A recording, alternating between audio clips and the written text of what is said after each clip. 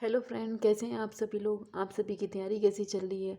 आप लोगों को जो ये हिस्ट्री और ज्योग्राफी की जो आप लोगों को सेशन स्टार्ट किया हुआ है, ये आपको समझ आ रहा है, नहीं आ रहा है।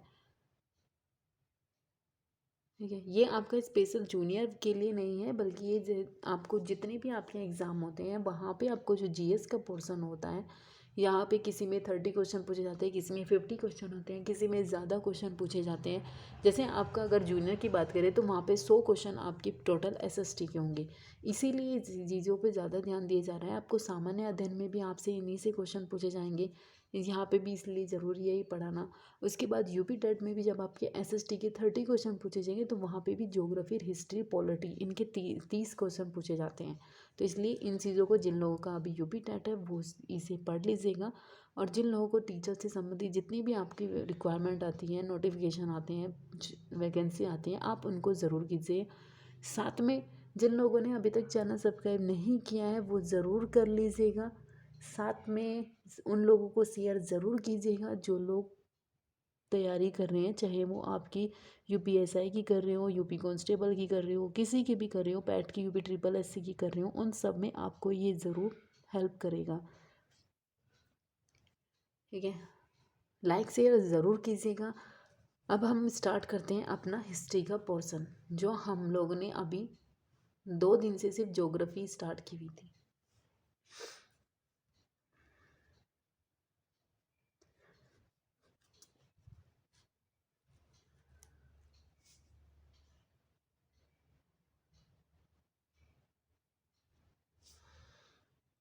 ठीक है, अब हम यहाँ पे बात करते हैं आपको मगध राजा, मगध राज्य। अब आपको ये पता होना चाहिए कि मगध राज्य में कौन थे, सबसे पहले शासक कौन था, वृहदत्त। इनको एक साइड में लिख लीजिएगा। वृहदत्त की राजधानी क्या थी, गिरिव्रज या राजगिर।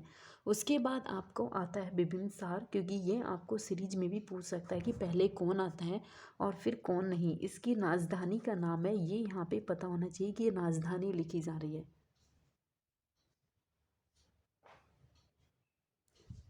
ठीक है, इसकी राजधानी है राजगृह। उसके बाद कौन आता है, अजात शत्रु। अजात शत्रु की राजधानी भी आपकी राजगृह होती है। और उसके बाद आता है आपका उदयन। सारे शासक नहीं पढ़ाए जाएंगे क्योंकि इनसे और ज़्यादा क्वेश्चन नहीं पूछे जाते। उदयन ने अपनी राजधानी पाटलिपुत्र को बनाया था। उसके बाद आपको मिलेगा शिशुनाग। शिशुनाग के बाद आपको मिलता है कलाशोक, जिसके काल में दूसरी बौद्ध संगति हुई थी, ये भी आप लोगों को पढ़ाया गया था। तीसरा क्या आता है, फिर उसके बाद आता है महापद्म नंद। ये कौन था, इसकी राजधानी थी आपकी पाटलिपुत्र। कलाशोक की भी राजधानी क्या थी, पाटलिपुत्र थी। उसके बाद शिशुनाग की राजधानी कौन थी, वैशाली थी। ये भी आपको पता होना चाहिए। और इसका यहाँ पे कौन था, और फिर घनानंद। घनानंद की राजधानी भी आपकी पाटलिपुत्र थी। ठीक है, ये आपके यहाँ पे शासक है।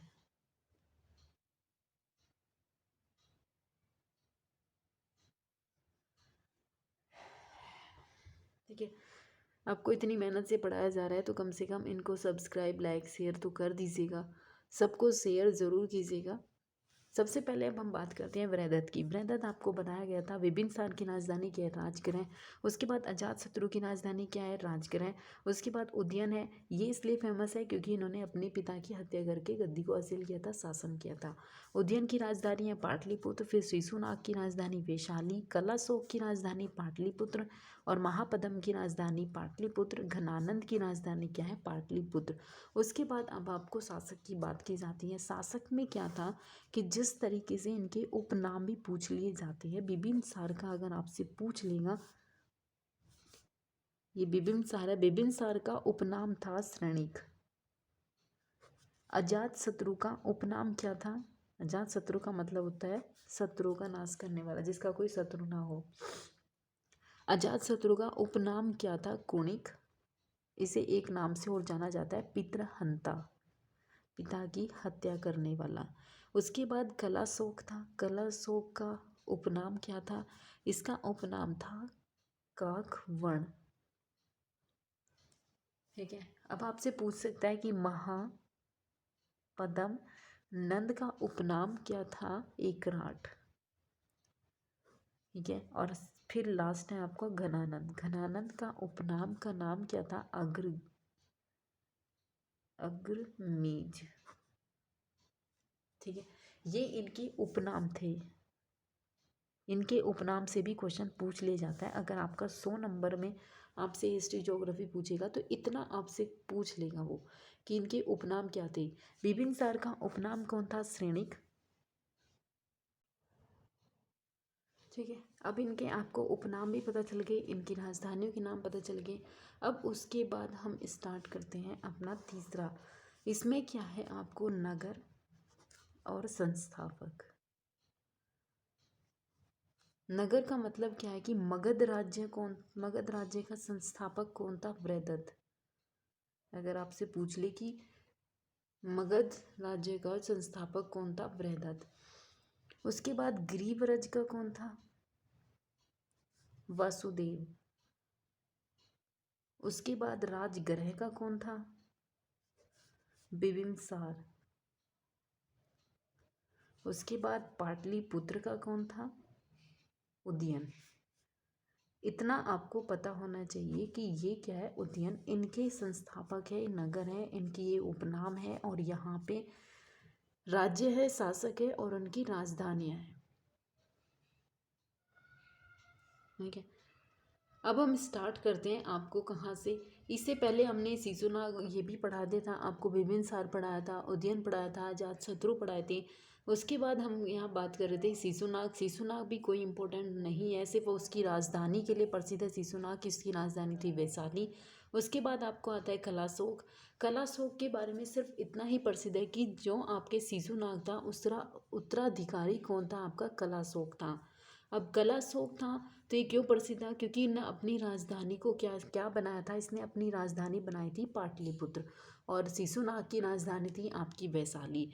इससे ज़्यादा और ये फेमस नहीं है। इतना पता होना चाहिए कि इनका शिशुनाग वंश का अंतिम शासक था आपका नंदीवर्धन। ठीक है, अब हम बात करते हैं आपको नंद वंश की। ठीक है, अब हम बात कर रहे हैं आपको नंद वंश की। नंद वंश का संस्थापक कौन था? आपका महापद्म नंद। इसकी राजधानी थी पाटलिपुत्र, जो कि अभी हमने आपको ऊपर यह पढ़ाया था कि पद्म नंद कौन था? ये नंद वंश था। नंद वंश मगध राज्य ही चल रहा है ये आपका। नंद वंश का कौन था? महापद्म नंद था। इसकी राजधानी थी आपकी कौन सी? पाटलिपुत्र। ये माना जाता है कि नंद वंश के सबसे शक्तिशाली शासक कौन थे? राजा कौन थे? तो आपकी महापद्म नंद थे, जिसकी उपाधि का नाम क्या था? एकराट। इसकी उपाधि भी अभी बताई थी, एकराट थी। ठीक है, अब उसके बाद आपके कौन आते हैं? घनानंद। घनानंद क्यों फेमस है? क्योंकि ये नंद वंश का अंतिम शासक था। कौन? घनानंद। ये अंतिम शासक था आपका घनानंद। ठीक है, घनानंद कौन था? नंद वंश का अंतिम शासक था। इसके बारे में आपने बहुत सारे मूवी सीरियल देखे होंगे चंद्रगुप्त मौर्य के, क्योंकि चंद्रगुप्त मौर्य ने ही इसे पराजित किया था और नंद वंश का अंत किया था और अपने वंश की, मौर्य वंश की शुरुआत की थी। और ये जो घनानंद था ये किसके समकालीन था? सिकंदर के समकालीन था।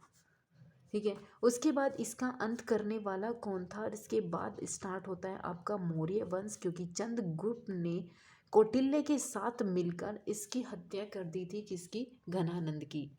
और इसके साथ मिले थे आपके कौटिल्य, चाणक्य, विष्णुगुप्त, इन्हीं के नाम से। और चंद्रगुप्त मौर्य ने इसे युद्ध में पराजित कर दिया था और उसके बाद अपने मौर्य वंश की स्थापना कर दी थी। किसने? चंद्रगुप्त मौर्य ने।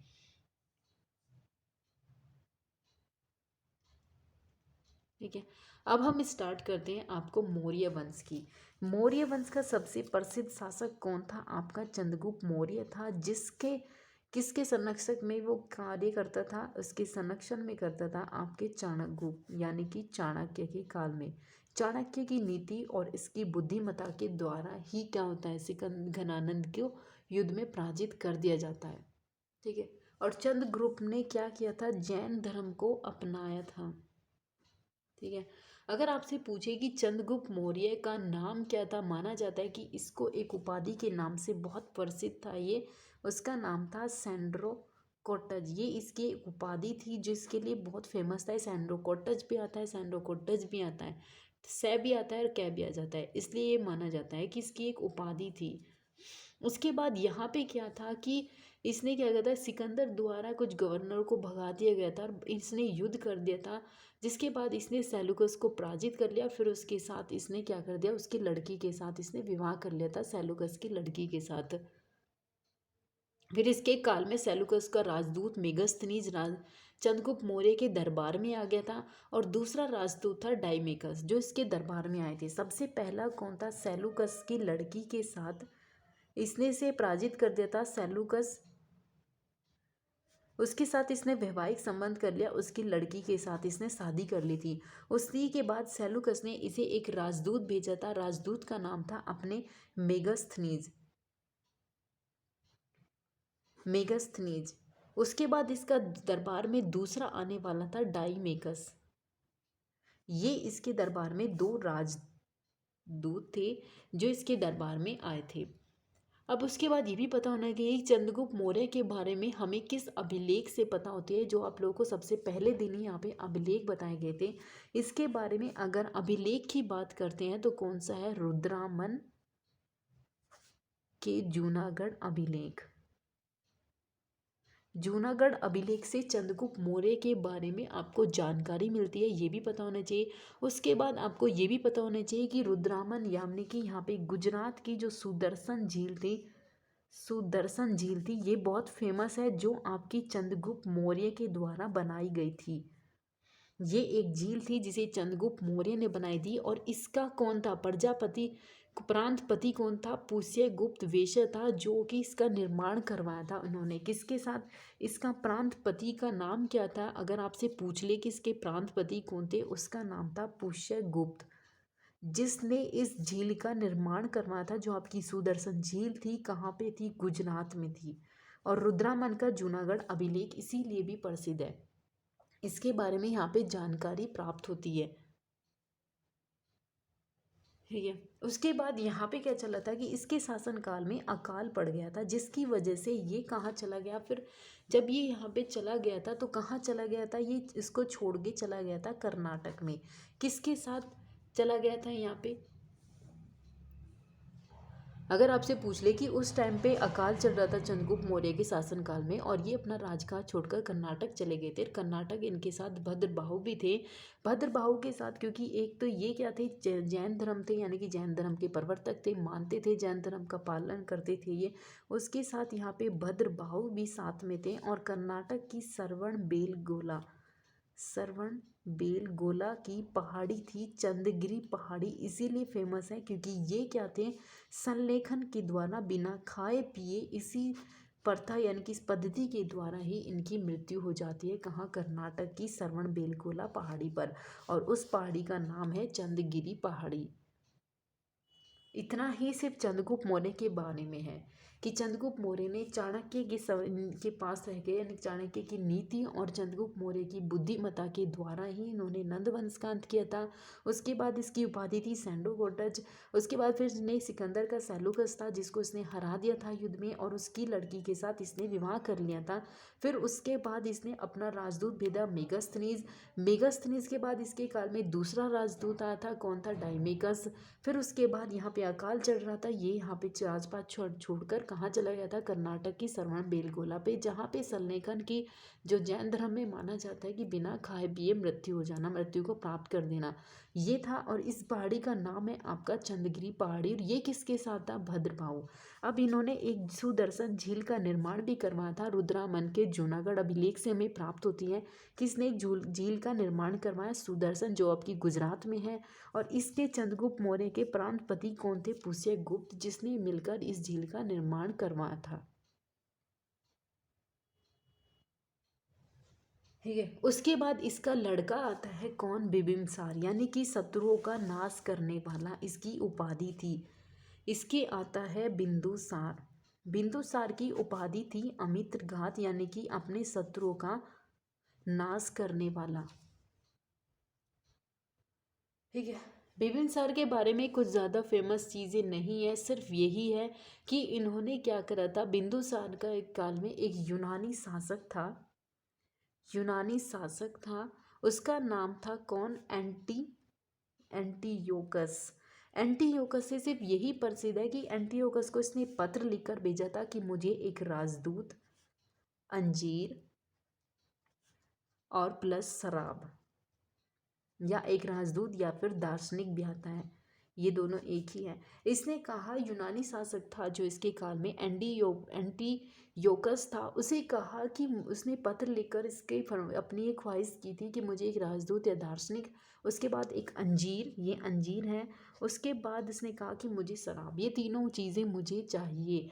तो यहाँ पे एंटीयोकस ने क्या करा, इसको अंजीर भी दे दी थी और शराब भी दे दी थी, लेकिन इसने दार्शनिक भेजने से मना कर दिया था कि हम उसे नहीं भेजेंगे। ठीक है, इसकी उपाधि थी अमित्रघात। और इसके काल में एक राजदूत आया था डायोनिकस।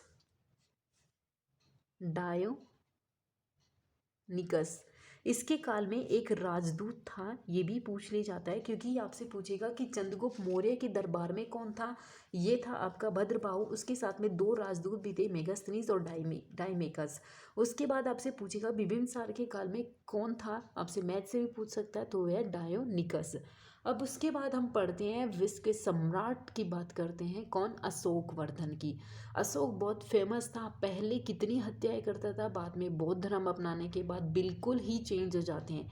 यानी कि उसने अपनी लाइफ में दो रूपों को देखा, एक आप उस रूप को देखेंगे जो कभी नहीं हारा, और एक आप उस रूपों को देखेंगे जो विश्व में प्रसिद्ध हुआ। ठीक है, अब हम बात करते हैं अशोक की। ये भी मौर्य वंश का ही था, इसको मत भूलिएगा कि ये पहले चंद्रगुप्त मौर्य था, फिर बिंदुसार आता है, फिर अशोक आता है। अब हम बात करेंगे किसकी, अशोक की। अशोक के आपने दो पुत्र पढ़े होंगे, महेंद्र और संघमित्रा, ये इसकी पुत्री थी। अशोक के एक पुत्र था महेंद्र, ये जुड़वा पैदा हुए थे, और इनकी पुत्री थी संघमित्रा, जिन्होंने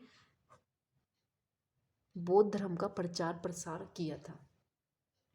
ठीक है, उनके बारे में आपने मूवी देखी होगी अशोक, उसमें क्या था, उसकी एक पत्नी होती है कुरुवाकी, ये भी इसकी पत्नी होती है, जिसके कुरुवाकी इसकी ऐसी पत्नी होती है जिसका वर्णन आपको अशोक के अभिलेख में भी मिलता है।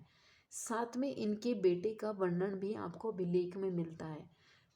ये इनकी एकमात्र ऐसी पत्नी थी जिसके बारे में वर्णन मिलता है। इनकी दो पत्नियां थी, लेकिन कुरुवाकी का सबसे ज़्यादा अगर वर्णन मिलता है उनके अभिलेख से प्राप्त होता है।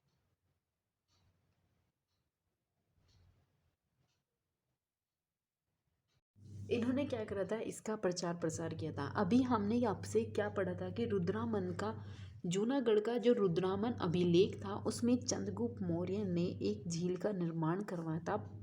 वैसे पुष्य की उसका प्रांतपति था। उसके साथ इसने एक सुदर्शन झील का निर्माण करवाया था जो कि आपको गुजरात में थी। उसके बाद यहाँ पे ये क्यों बोला गया कि अब यहाँ पे क्यों वर्णन किया जा रहा है, क्योंकि उसके बाद अशोक ने भी क्या किया था, अशोक का प्रांतपति था तुसाप, ये इसका प्रांतपति था। कौन, तुसाप। ठीक है, इसने क्या करा था, झील का संवर्धन का वर्णन मिलता है, यानी कि इसने भी अपना झील में योगदान दिया था, झील का निर्माण करवाया था इसमें, इसके भी यहाँ पे वर्णन मिलता है। और इसका प्रांतपति कौन था, तुसाप। ये पूछे गए क्वेश्चन है कि अशोक का प्रांतपति कौन था, तुसाप, और मौर्य का कौन था, ये आपसे पूछे जाते हैं इस तरीके से क्वेश्चन। उसके बाद अगर आपसे पूछेगा कि अशोक की अभिलेख किस भाषा में मिलते हैं, प्राकृत भाषा में भी मिलते हैं। अगर इसके अभिलेखों की बात करें तो इसके एक आपको मिलते हैं प्राकृत भाषा में और दूसरे मिलते हैं आपको ब्राह्मी भाषा में। अब आपसे पूछेगा कि केवल दो ऐसे अभिलेख हैं जो इसके किस लिपि में मिलते हैं, ब्राह्मी न होकर खरोष्टी में मिलते हैं। अब वो कौन से अभिलेख हैं खरोष्टी में मिलते हैं, जिसे अरमाइक भी बोलते हैं, खरोष्टी अभिलेख।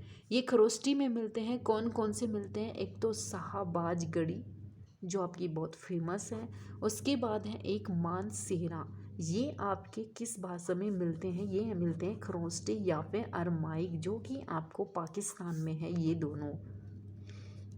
लेकिन वैसे इनके प्रसिद्ध है आपके प्राकृत और ब्राह्मी लिपि में, इनके बहुत फेमस है ये, इसीलिए चारों लिपि में मिलते हैं। इनके एक और है, यहाँ पे आपने पढ़ा होगा अरमाइक से, इसका एक और फेमस है लद्दमान। ये कहीं कहीं पे आता है लमधान, ऐसे ही कुछ नाम है इसका जो इस तरीके से आता है। ये आपका अरमाइक में लिखा हुआ है ब्लेक है। उसके बाद अगर आप यहाँ पे पढ़ेंगे कि इसके बाद में कलिंग युद्ध भी होता है। कलिंग युद्ध आपने पढ़ा होगा, अशोक का बहुत फेमस था क्योंकि ये 261 ईसा पूर्व में हुआ था। क्यों फेमस है? क्योंकि ये इसके 8वें वर्ष में हुआ था जब इसने अभिषेक हुआ था, यानी कि 269 ईस्वी में इसका क्या हुआ था, अभिषेक हुआ था। और उसके 8 वर्ष के बाद 261 ईसा पूर्व में इसके यहाँ पे कलिंग युद्ध हो गया था। कलिंग कहाँ पड़ता है? उड़ीसा में पड़ता है। और लोगों ने इसे क्या कहा था? इसे कहा था कि जितनी हिंसा इसमें हुई थी, इसी हिंसा के द्वारा ही अशोक में परिवर्तन हुआ था, उसके हृदय में परिवर्तन हुआ था। और इसीलिए उसने क्या करा, बौद्ध धर्म को अपनाना शुरू कर दिया। और बौद्ध धर्म से उसने शिक्षा किससे ली थी? उसके बाद ही इसने अब क्या करा, बौद्ध धर्म अपनाया और उसने ली थी उपगुप्त से शिक्षा। किसके बारे में? बौद्ध धर्म के बारे में। उसके बाद इसने खूब इसका प्रचार प्रसार करवाया। और सबसे पहले अगर आपसे पूछे कि सबसे प्रथम यात्रा कौन सी थी, तो थी आपकी बोध गया, जिसमें महात्मा बुद्ध ने अपना गया बिहार में क्या किया था, यहाँ पे प्राप्त कर लिया था, ज्ञान प्राप्त किया था।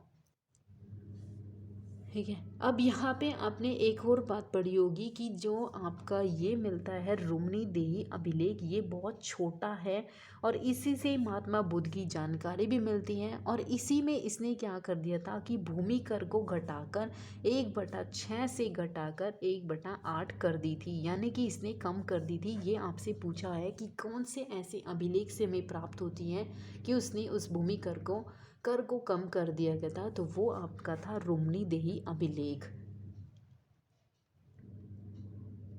ठीक है। उसके बाद इसने प्रचार प्रसार करवाए, शिलालेख लिखवाए, अभिलेख लिखवाए, गुहालेख लिखवाए, यही की प्रजा की मेरी संतान है। और किसी में इसने कलिंग का वर्णन भी किया।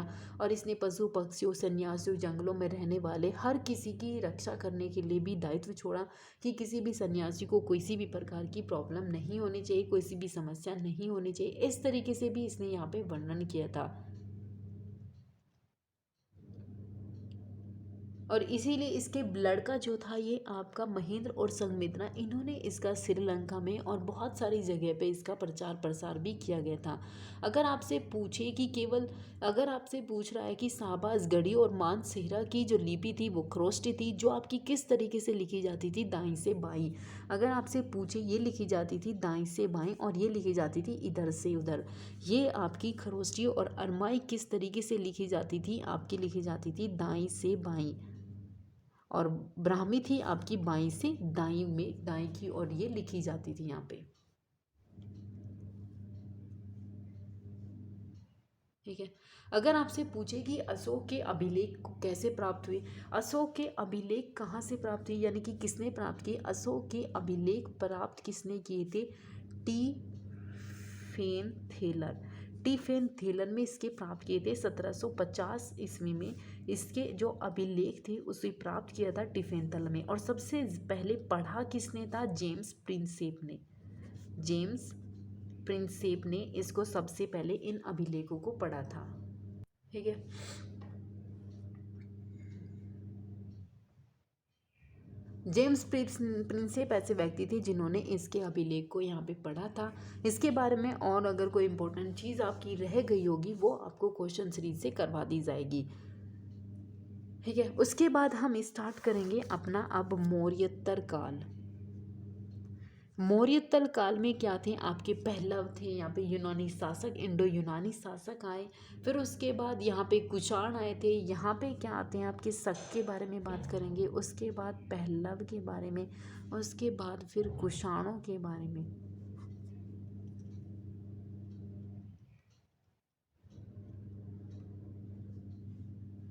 इन सब के बारे में अब आपको नेक्स्ट क्लास में करवाएंगे। फिर उसके बाद आपको गुप्त वंशों के बारे में भी पढ़ाएंगे। इन सब सीरीज़ को भी धीरे धीरे स्टार्ट कर दिया गया है, आप इन्हें ज़रूर पढ़िएगा। और जिन लोगों ने अभी तक सब्सक्राइब नहीं किया है वो ज़रूर कर लीजिएगा। लाइक शेयर करना मत भूलिएगा।